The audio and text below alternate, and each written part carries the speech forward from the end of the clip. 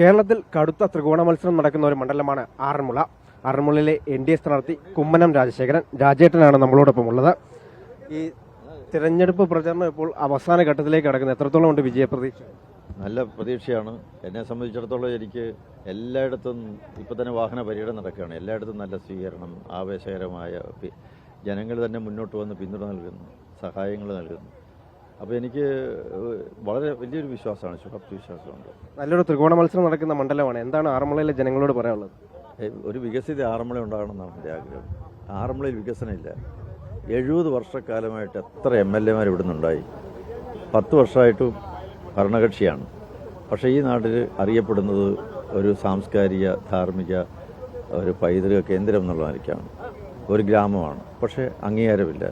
UNDPയുടെ അംഗീകാരം പോലും വാങ്ങിക്കാൻ ഇതൊരു സാധിച്ചിട്ടില്ല. ഇതൊരു പരാജയമാണ്.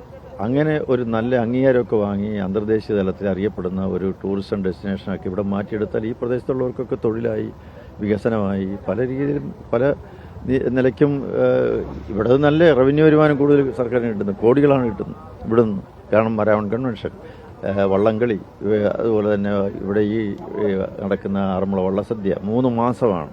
ശബരിമല തീർത്ഥാടനം, മഞ്ഞനിക്കര തീർത്ഥാടനം, എത്ര ആളുകൾ വന്നു പോകുന്ന സ്ഥലമാണ്. എന്നിട്ടും ഇതിൻ്റെ ഗതി ഇങ്ങനെയാണ്. ഒരു വണ്ടി പാർക്ക് ചെയ്യാൻ പോലും ഇവിടെ സ്ഥലമില്ല. എന്ത് ചെയ്യും?